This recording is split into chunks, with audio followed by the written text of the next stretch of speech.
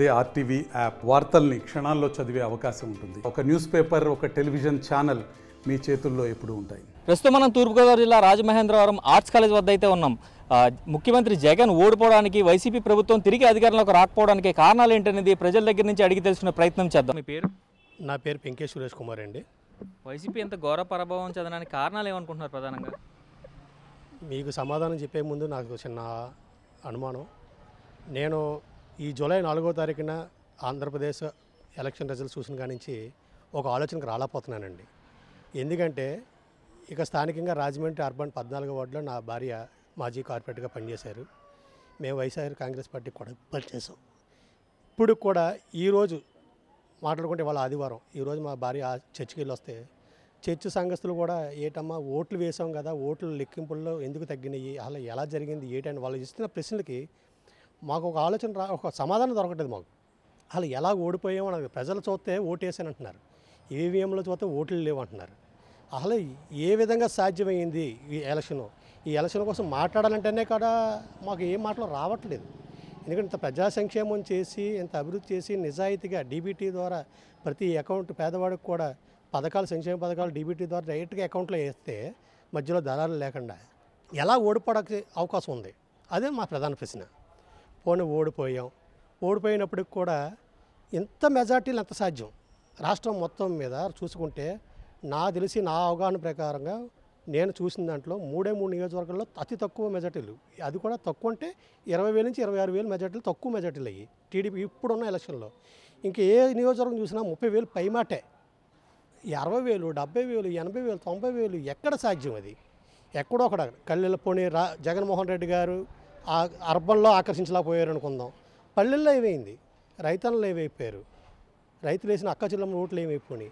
అసలు ఇవన్నీ కూడా మాకు ప్రశ్నలుగా మిగిలిపోయినాయి. ఇప్పుడు కూడా ల్యాండ్ టైటనింగ్ యాక్ట్ అనేది లాస్ట్లో టీడీపీకి మంచి అస్త్రంగా ఉపయోగపడిందంటే ఏం చెప్తారు?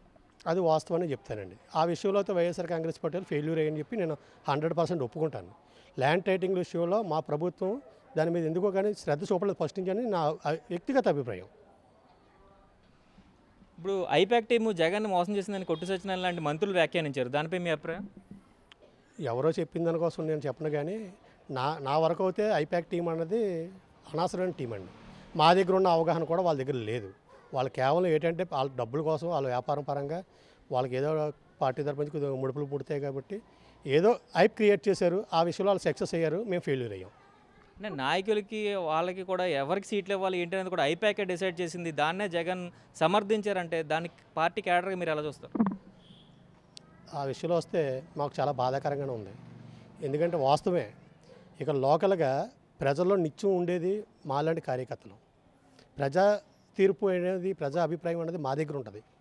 మమ్మల్ని విశ్లేషించకుండా, మమ్మల్ని డైరెక్ట్గా మా అభిప్రాయం తీసుకోకుండా ఒక ఐపాక్ టీం అనేది ఒక బోగస్ టీంని పెట్టుకుని వాళ్ళు ఇచ్చిందే శాశ్వతం అన్నట్టు కూర్చుంటే ఇదే రిజల్ట్స్ పునరావృతం అవుతుంది. ఇప్పుడైనా సరే మారి ప్రభుత్వ నిర్ణయాలు మార్చుకుని కార్యకర్తను ముందడుగులు పెట్టుకుని కార్యకర్త అభిప్రాయాన్ని తీసుకుని కార్యకర్తని ముందుకు పెట్టుకుంటూ తీసుకెళ్తే ఏ నాయకుడైనా సరే ముందందుకు వెళ్తాడని చెప్పి నా అభిప్రాయం అండి. మీ పేరు? నా పేరు జొన్నాడు అండి. వైసీపీ ప్రభుత్వం ఎంత ఘోర ప్రభావం చెందడానికి కారణం ఏమనుకుంటున్నారు? ఇది ప్రజా తీర్పు కదండి, ఈవీఎంలో తీర్పు అని మా అభిప్రాయం అండి. అంటే ఈవీఎంలో ట్యాంపరింగ్ జరిగాయని అనుకుంటున్నారా? అవునండి, ఖచ్చితంగా అది మ్యానుఫ్యాక్చర్ చేయడానికి అవకాశం ఉంటుందని ఆ తెలుగుదేశం అధినాయకులు నారా చంద్రబాబు నాయుడు గారు ఒక వీడియోలో చెప్పారండి. అలా వీడియో కూడా మా దగ్గర నుంచి చూపిస్తామండి. అంటే అలా కాదు, ఇప్పుడు ఈవీఎం ట్యాంపరింగ్ జరగడానికి అవకాశం లేదని అత్యున్నత న్యాయస్థానం అయితే తీర్పునిచ్చింది కదా, మరి దాన్ని ఎలా చూస్తారు? న్యాయస్థానం అంటే ఏదో చెప్తుందండి, కానీ ఒక పార్టీ అధ్యక్షుడే చెప్పారు కదండి. ఆయన నారా చంద్రబాబు నాయుడు గారే చెప్పారు ఈవీఎంలో ట్యాంపరింగ్ చేయడానికి అవకాశం ఉంటుంది, దాన్ని మాడిఫై చేయొచ్చు అని చెప్పేసి ఆయనే చెప్పారు. మరి జగన్ గారు కూడా నేనేమి చేయలేని పరిస్థితి, ప్రజా తీర్పు తీసుకోవాల్సిందే అని అన్నారు. తర్వాత పరిస్థితి ఏంటి? ప్రజలు జగనన్న ద్వారా లబ్ధి పొందిన ప్రతి పథకం తీసుకున్న ప్రతి వ్యక్తి కూడా జగన్మోహన్ రెడ్డి గారికి అనుకూలంగానే ఓటు వేశారు. అది ప్రజా తీర్పు. కాకపోతే ఇక్కడ ఈవీఎంల తీర్పు ఎక్కువైపోయిందండి. ఆ ఈవీఎంల వల్ల జరిగిన రగడి ఇదంతానే. ఇక్కడ ఆయన ద్వారా లబ్ధి పొందిన ప్రతి వ్యక్తి కూడా ఆయన మీద ఉన్న అభిమానంతో, పార్టీ మీద ఉన్న అభిమానంతో, పార్టీ కార్యకర్తలు అనే పార్టీకి పనిచేసిన ప్రతి ఒక్కరు కూడా వైఎస్ఆర్ కాంగ్రెస్ పార్టీకి ఓటేశారు. కాకపోతే అది ఈవీఎంలు వచ్చేసరికి మారిపోయినాయి. ఇప్పుడు మీరు ఐపాక్ టీం అని ఒకటి పెట్టుకుని జగన్ వాళ్ళ మాటే నమ్మారు కానీ నాయకుల మాట నమ్మలేదు అనడంలో వాస్తవం ఉందంటారా? ఉందండి. ఐపాక్ టీం ఏం తెలుసండి, కూరగాయలు వెనక మనం చదువుకున్న కూరగాయలు ప్రజా తీర్పులో ప్రజాక్షేత్రంలో తిరిగిన ప్రతి ఒక్కరికి ప్రజలు తీర్పు ఏంటో మనుషుల యొక్క మనోభావాలు ఏంటో వాళ్ళకి తెలుస్తాయండి. ఐపాక్ టీం అంటే ఏముందన్నా ఫోన్ పెట్టుకుని వస్తాడు, ఇద్దరు ముగ్గురు అడుగుతాడు, వెళ్ళిపోతాడు. వాళ్ళు తీసిన వాళ్ళ యొక్క అభిప్రాయం సేకరించుకొని వాళ్ళ ద్వారా జగన్మోహన్ రెడ్డి గారు నిర్ణయం తీసుకోవడం అనేది తప్పండి. ఆయన చేసిన పెద్ద తప్పు అదేనండి. గతంలో కూడా ఐపాక్ని నమ్ముకునే కదా ప్రశాంత్ కిషోర్ పీకే టీం నమ్ముకునే కూడా జగన్ ముందుకెళ్లారు, భారీ విజయం సాధించారు. ఆ లెవెల్లోనే ఇప్పుడు కూడా అనుకుని ఉండొచ్చు కదా జగన్? లేదండి, అప్పుడు టీం వేరు, ఇప్పుడు టీం వేరు. అంత ఫుల్ ఫ్లెడ్జ్గా పనిచేసే వాళ్ళు ఎవరు లేరండి ఇప్పుడు. మొత్తం అందరూ ఎవరు చేసినా సరే, ఆ పని ఎవరు చేసినా సరే, ఎవరైనా సరే డబ్బు కోసమేనండి. డబ్బు కోసం అమ్ముడిపోయి చేసిన పనులన్నీ ఇవన్నీ ఆయన్ని కూడా తప్పుదో పట్టించారండి చాలామంది. అదే ఇప్పుడు ఆడవాళ్ళు కూడా పెద్ద ఎత్తున జగన్కి ఓటేస్తారని వైసీపీ భావించింది. వారి ఓట్లు కూడా రాలేదని కొంతమంది నాయకులు చెప్తున్నారు. దానిపై మీ అభిప్రాయం? లబ్ధి పొందిన ప్రతి ఒక్కరు స్త్రీలోనూ పురుషులలోనూ యువకులలోనూ ఎవరైనా సరే జగన్మోహన్ రెడ్డి గారు ఓటేస్తారు, అది వాస్తవమే అండి. 40% ఓటింగ్ వైఎస్ఆర్ కాంగ్రెస్ పార్టీకి పడింది. ఆయన ద్వారా లబ్ధి పొందిన ప్రతి కుటుంబం కూడా జగన్మోహన్ రెడ్డి గారికి ఓటేశారు. కాకపోతే ఈవీఎంల ట్యాంపరింగ్ వల్ల జరిగిన రాద్ధాంతం ఇదంతానే. దీనికోసం అత్యున్నతమైన న్యాయస్థానం కూడా యాక్షన్ తీసుకోవాల్సిందిగా మా యొక్క విన్నపము. అంటే పార్టీ తరపు నుంచి ఎవరైనా పిల్లి వేయాలని అనుకుంటున్నారా?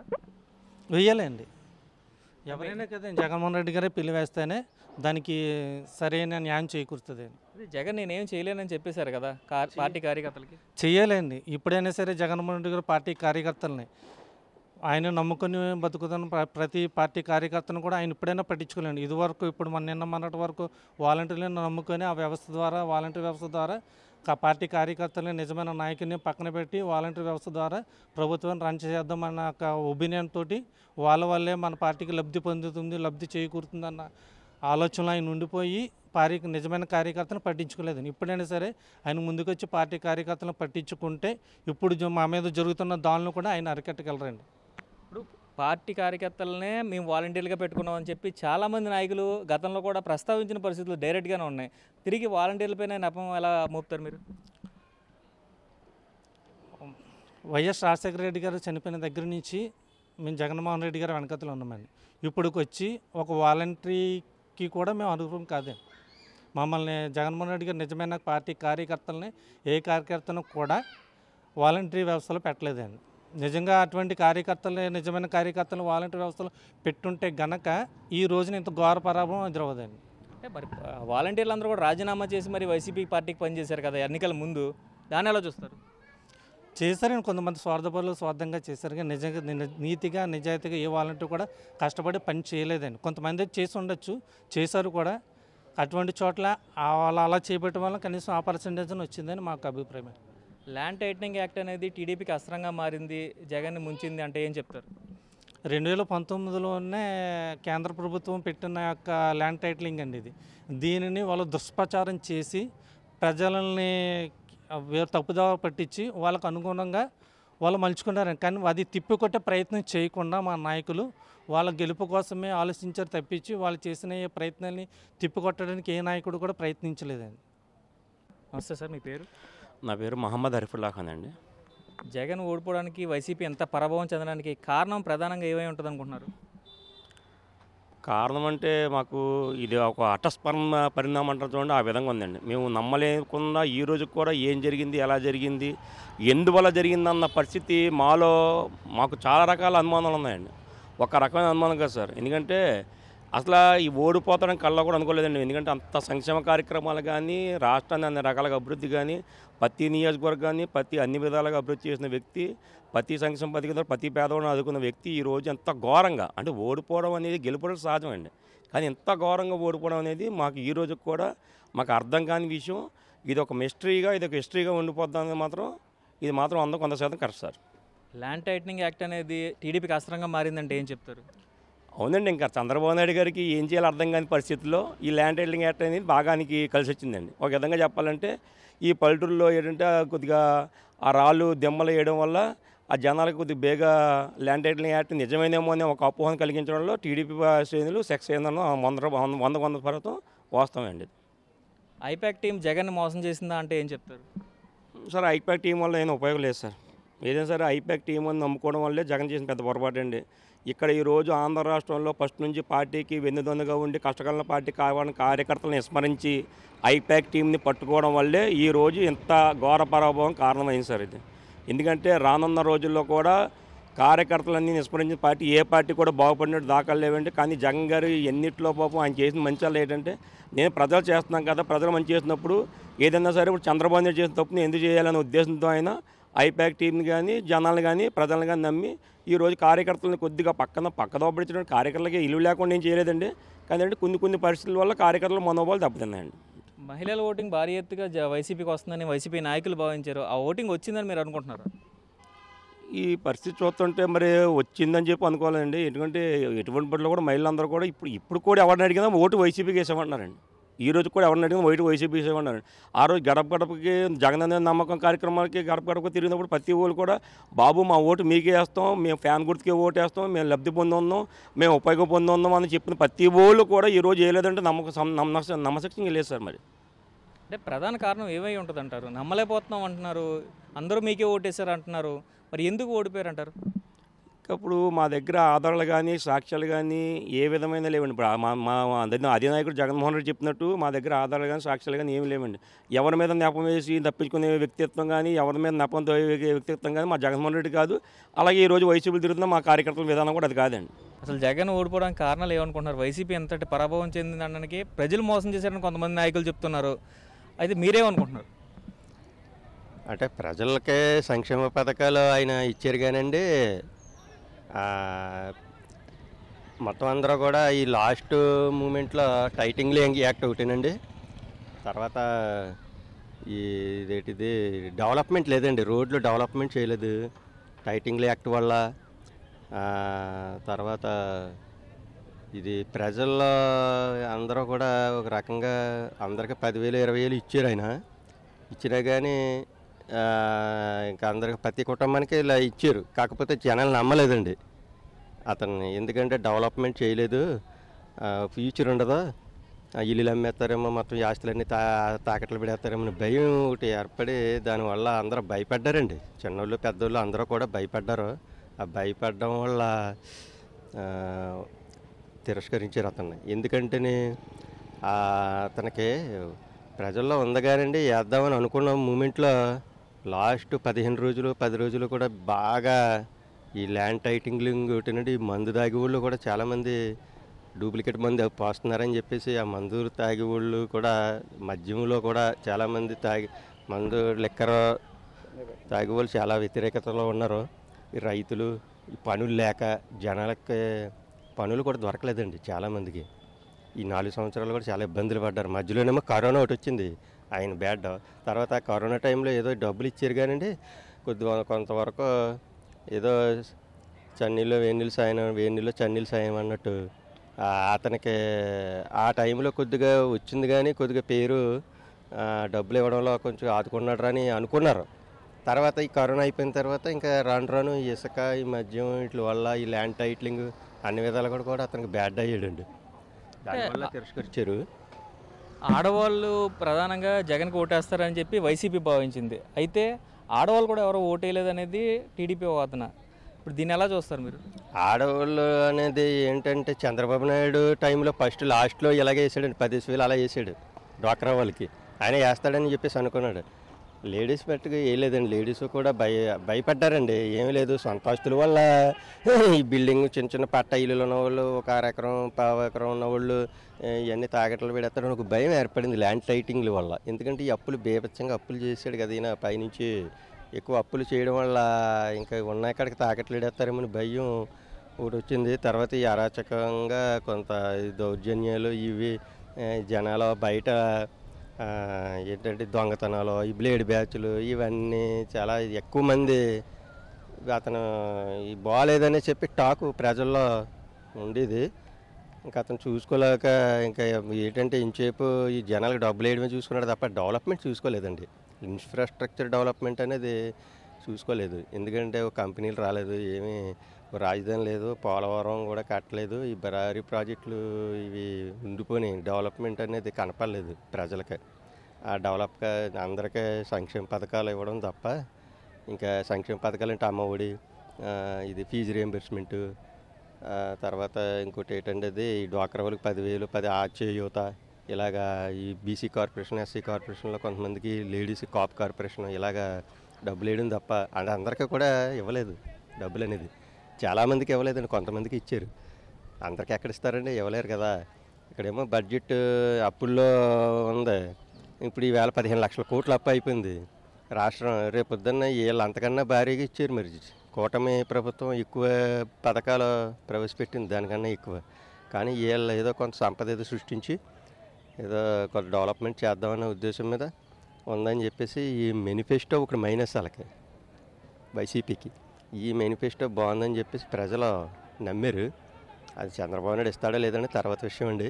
ప్రజలు నమ్మి పక్కన పెడదాం ఈ గవర్నమెంట్ అని చెప్పేసి అనుకున్నారండి ప్రజలు మెయిన్. నిన్న మార్గాని భరత్ కూడా మాట్లాడుతూ ఎక్కడ ఎక్కువ అయితే ప్రజలు ఆశావాహులు, ఎక్కడ ఎక్కువ డబ్బు వస్తుందంటే అటువైపు మొగ్గు చూపారని మేమైతే అనుకుంటున్నామని చెప్పారు. అది కరెక్ట్ అంటారా? జనాలు టీడీపీ కూటమి ప్రభుత్వం కంటే వైసీపీ ప్రభుత్వం వాళ్ళు అధికార పార్టీ వాళ్ళు ఎక్కువ డబ్బులు ఇచ్చారండి. అంటే వీళ్ళ 1,500, 2,000 ఇస్తే వాళ్ళు 500, 3,000 కూడా ఇవ్వడం జరిగింది. వీళ్ళ 10,000 రూపాయలు ఇస్తే వాళ్ళు 2,000 ఇవ్వడం జరిగింది. ఎందుకంటే ఎక్కువ అధికారంలో పార్టీ, వాళ్ళకి డబ్బున్న పార్టీ అని చెప్పేసి ప్రజల్లో ఉంది అపోహ. కానీ ఇవ్వడం కూడా అలాగే ఇచ్చారు వాళ్ళు. వైసీపీ పార్టీ వాళ్ళు అయితే డబ్బులు ఎక్కువగానే ఇచ్చారు, కొంతమందికి ఇచ్చారు, కొంతమందికి ఇవ్వలేదు. మిగతా ఈ పార్టీ వాళ్ళైనా ఆ పార్టీ వాళ్ళైనా అందరికీ డబ్బులు ఇవ్వలేదండి. ఇవ్వకపోవడంతో వైసీపీ పార్టీ వాళ్ళు ఎక్కువ ఇచ్చారు కానీ డబ్బు ప్రభావం చూపలేదండి. ఎంత జనాలు ఎంత వచ్చినా తీసుకుంటారో, ఇచ్చినా ఎవరిచ్చినా ఏమిచ్చినా జనాలు తీసుకుంటారండి. ఎంత డబ్బులు ఇచ్చినా ఎవరికి వేయాలని వాళ్ళకి డిసైడ్ అయిపోయారు. ఈ రాజమండ్రిలో డెవలప్మెంట్ అనేది చేశారు. రాజమండ్రిలో డెవలప్ అయింది చేశారండి. సెంట్రల్ గవర్నమెంట్ ఫండ్స్ ఉండడంలో ఈ భరత్ గారు కొంచెం పట్టుదలగా చేయాలనుకున్నాడు, చేశారు. కొంతవరకు డెవలప్ చేశారండి సెంట్రల్ గవర్నమెంట్ ఫండ్స్ వల్ల. ఏదో నేను చేశాను, నేను ఎంతో ఇదిగా చేశానని చెప్పేసి ఆయన చెప్పుకునేవారు. అయితే అది ప్రజలకే ప్రతి ఒక్కరికి తెలిసిపోతుందండి. ఇప్పుడు ఇందువరకు ఇది సోషల్ మీడియా వచ్చిన తర్వాత అందరూ డెవలప్ అయ్యారండి ఆటోమేటిక్గా. కానీ ఒకటి మాత్రం చెప్పగలనండి, నాకు తెలిసిన రాజకీయ జీవితంలో ఇంత ఇలాగా ఇన్ని ఎలక్షన్లు జరిగినాయి కానీ ఇంత ఘోరమైన ఇంత సంక్షేమ పథకాలు ఏ ముఖ్యమంత్రి ఇవ్వలేదు. కానీ ఈయన ఒకటి ఇచ్చాడు. అంటే డబ్బుల విషయంలోనే, ఓన్లీ సంక్షేమ పథకాలు ఇవ్వడంలోనే డెవలప్మెంట్ అయినా పక్కన పెట్టండి. ఇతను ఇచ్చిన డబ్బులు సంక్షేమ పథకాలు ఎవరో ఇవ్వలేకపోయినా కానీ జనాలు ఘోరంగా చిత్తుగా ఓడిచ్చేసారంటే ప్రజలు ఎంత తెలివైన వాళ్ళు అంటే, తెలుగు ప్రజలు అంటే ఒకప్పుడు ఇందిరాగాంధీ ఎమర్జెన్సీ టైంలో మొత్తం ఇండియా అంతా ఓడగొట్టిందండి. ఆ టైంలో మన ఆంధ్ర వాళ్ళు నెగ్గించారు. అప్పుడు అనేవారు గొర్రెలు ఆంధ్ర గొర్రెలు అనుకునేవారు. కానీ ఇప్పుడు అది కాదండి. డెవలప్మెంట్ ఉండే కొలది జనాలకి, యూత్కి అందరికీ ఈ సోషల్ మీడియా వచ్చిన తర్వాత, ఈ నాలెడ్జ్ పవర్ పెరిగిన తర్వాత అందరికీ తెలుస్తుంది ఎవరికి ఎలా చేయాలి, ఎలా చెంపదెబ్బ కొట్టాలి అనే మ్యాన్ పవర్, జనరల్ నాలెడ్జ్ పెరగడంతో ప్రజలు సరైన విధానంగానే ఇచ్చారు తీర్పు అనుకుంటున్నాను నేను. ఎందుకంటే మార్చాలని చెప్పేసి ప్రతి 5 సంవత్సరాలకే ప్రభుత్వాలను మార్చాలనే కసి పట్టుదలతో ప్రజలు ఉన్నారండి. నిజంగా అభివృద్ధి అనేది అలా జరుగుతూ ఉంటుంది కానీ వీళ్ళు అయితే మటుకు మాత్రం ఏం కనపడలేదండి నాకు ఈ వైసీపీ ప్రభుత్వంలో. అంటే అంబానీ, అదానీ లాంటి వ్యక్తులు వచ్చి కూడా రాష్ట్రంలో పెట్టుబడులు పెట్టారు. వారు దేశం అంతటా తెలిసిన వ్యక్తులు. అలాంటి వ్యక్తులు కూడా భారీ ప్రాజెక్టులు ఇక్కడ పెట్టుబడులు పెట్టారు. అయితే ఈ 5 సంవత్సరాల తర్వాత అవన్నీ కూడా మనకు అందుబాటులో వస్తాయని సీఎం జగన్ ఎప్పుడు చెప్తూ ఉండేవారు. ఇప్పుడు మరి అదంతా కూడా జనాలు చూడలేదంటారా, గమనించలేదంటారా? ఇక్కడ ఏమవుతుందంటే మన ఆంధ్రప్రదేశ్లో ఎలా చూస్తారంటే జనాలు అదానీ, అంబానీ, ఈ టాటా, బిర్లా వీళ్ళందరూ కూడా ఈ చూడరండి ప్రజలు ఎక్కువ. ఎందుకంటే వాళ్ళ కళ ముందు కనిపించాలండి. ఏంటంటే ఇప్పుడు ఎక్కడికో వెళ్ళిపోవాలి, రోడ్డు బాగుండాలి, వెళ్ళిన వెంటనే వండి పెట్టేయాలి, తినేయాలి, ఈ టైప్లో పని అయిపోవాలి. టక్కమంటే లేట్ లేదని కూడా అప్పటికప్పుడే తిడతారు, అప్పటికప్పుడే మెచ్చుకుంటారు. కానీ అంబానీ, అదానీ ఈ మన ఆంధ్రప్రదేశ్లో ఎక్కువ వ్యవసాయం మీద ఆధారపడే రైతులు, ఉద్యోగాల మీద ఆధారపడే యువత, ఏ రోజుకా రోజు పని దొరకాలనుకుని చూసుకునేటువంటి వాళ్ళు వీళ్ళు ఎవరో పని వాళ్ళు అండి. ఎప్పుడు కూడా ఈ కర్షకులు, శ్రామికులు, ఇలా కూలి పని చేసుకునే వాళ్ళు ఎక్కువ మంది వీటి మీద ఆధారపడతారండి. వాళ్ళ గురించి చూడరండి. అదానీ, అంబానీ వీళ్ళంతా కూడా వాళ్ళు తీసుకొస్తే వాళ్ళ స్వలాభం కోసం, వాళ్ళు ఏదో డెవలప్మెంట్ కోసం. అంటే వాళ్ళకి ఎలాగంటే 10 రూపాయలు పెట్టుబడి పెడితే 100 రూపాయలు లాభం పొందాలి. వాళ్ళకి ఎంచేపు కూడా వేల కోట్లు వాళ్ళకి పెరుగుతుంది కానీ వాళ్ళ ధనవంతులు అవుతారు తప్ప ఇక్కడ ఉన్న వాళ్ళకి ఏం చేయాలనేది. అందులోకి మన ఆంధ్రాలో ఏమేమి కంపెనీలు వచ్చినాయండి. చంద్రబాబు నాయుడు పోయిన టైంలో కియా కంపెనీ తెచ్చాడు, అంతే. మళ్ళీ ఏం రాలేదు. అమరావతి డెవలప్ చేద్దాం అనుకున్నాడు, చేయలేదు. తర్వాత ఈ ప్రభుత్వం మారింది, పోలవరం పూర్తి అవ్వలేదు, స్పెషల్ స్టేటస్ ఇవ్వలేకపోయారు. మన ఆంధ్ర వాళ్ళు అనేటప్పటికీ కొంచెం సెంటర్లో ఏదైనా చిన్న చూపు చూస్తారండి వాళ్ళు, అందులో మాత్రం వాస్తవం. కానీ ఇప్పుడు ఈ పవన్ కళ్యాణ్, చంద్రబాబు నాయుడు ఏకమై బీజేపీని సపోర్ట్ చేసి ఒక రకమైనటువంటి ఇన్ని సంవత్సరాలకి ఒక గుర్తింపు ఆంధ్రప్రదేశ్కి అవకాశం ఇప్పుడు వచ్చింది. కాబట్టి ఏమన్నా స్పెషల్ ప్యాకేజీ నిమిత్తం ఇంకా పోలవరం, రాజధాని ఏమైనా డెవలప్ అవుతే ముందు ముందు భవిష్యత్తు ఉంటుందండి. అందులో మాత్రం ఆమె నమ్మకం ఉంది నాకు, చేస్తారని. అదండి, అది మాత్రం వాస్తవం. ఎందుకంటే బీజేపీతో సపోర్ట్ ఉంది కాబట్టి పైన వీళ్ళు ఏమన్నా మార్చే విధానం, వీళ్ళకి పరిపాలన విధానం తెలుసు కాబట్టి గట్టిగా పట్టెడితే మోడీ గారు కూడా ఇప్పుడు మన తెలంగాణ, ఈ సౌత్ దక్షిణాది రాష్ట్రాల వైపుకి ఒక రకమైనటువంటి గుర్తింపు కలిగింది అతనికి. ఎందుకంటే మొన్న తెలంగాణలో, ఆంధ్రాలో, ఒరిస్సా ఇవన్నీ కూడా బీజేపీ వచ్చినాయి, ఎప్పుడూ బీజేపీకి రాలేదు, అసలు ఒక సీటు కూడా వచ్చేది కాదు.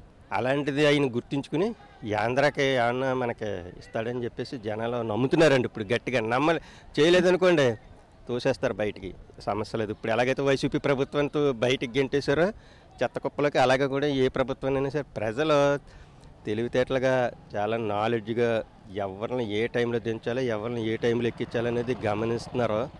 చేసిన వాళ్ళకి వేస్తున్నారండి, చేయని వాళ్ళని పక్కన పెడుతున్నారండి. జగన్ ఐప్యాక్ని నమ్ముకుని పూర్తిగా మోసపడి అంటారా? ఐప్యాక్ అనేది అదంతా డూప్లికేట్ అండి. అది ఐప్యాక్ అనేది మోసమేనండి. అది జగన్నే మోసం చేశారు, మోసమేండి. అది ఐప్యాక్ అంటే ఏంటి? వాళ్ళకి డబ్బులు జీతం ఇస్తే ఒకలాగా వాళ్ళు ఎక్కడెక్కడ తిరిగిపోరండి. ఐప్యాక్ అంటే ఏంటండి? వాళ్ళకి అనుకూలంగానే అతనికి భయపడి, ముఖ్యమంత్రి గారికి అక్కడ పైన ఉన్న వాళ్ళకి భయపడి వీళ్ళు తప్పుడు రిపోర్ట్లు కూడా రాసి తప్పుడు సమాచారం అందించి ఎమ్మెల్యేలకు కూడా తెలియకుండా, మినిస్టర్లకి తెలియకుండా, దానివల్ల 11 సీట్లు పడిపోయిందంటారు. ఐప్యాక్ విషయం అనేది జీరో. ఐప్యాక్ అనేది నేను ఎప్పుడు చూడలేదు. ఎవరెవరు వచ్చి వెళ్ళిపోయారు, ఏదో పైపోయింది అంతే, అంతవరకే. ఇలాగా మీడియా ద్వారాగా వచ్చి అందంగా పబ్లిసిటీ చేసుకుని ఎలాగుందో ఏంటని చెప్పేసి మధ్య మధ్యలో వారానికి 2-3 సార్లు క్యాంపెయినింగ్ చేసుకుంటే ఒక రిజల్ట్ వచ్చినేమో. ఈ ఐప్యాక్ అనేది డూప్లికేట్ అండి. అది ఐప్యాక్ దానివల్ల ఉపయోగం ఏంటండి? అది సున్నా. దానివల్ల ఎమ్మెల్యేలకి తెలియదు, మంత్రులకి తెలియదు, సీఎం గారికి ఏదో తప్పుడు రిపోర్ట్లు ఇచ్చేసి ఏదో కొంతమందిని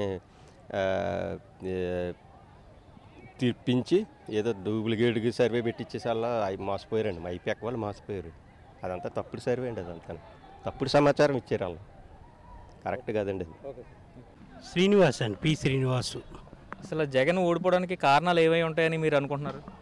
అంటే ముఖ్యంగా ఎంప్లాయీస్లో అసంతృప్తి ఉంది, అలాగే వ్యాపారస్తులు, ఆస్తి పన్ను పెంపు, కరెంటు బిల్లుల పెంపు, చెత్త పన్ను, ఇంకా చాలా అంశాలు ఈ ఎన్నికలో ప్రభావితం చేశాయి.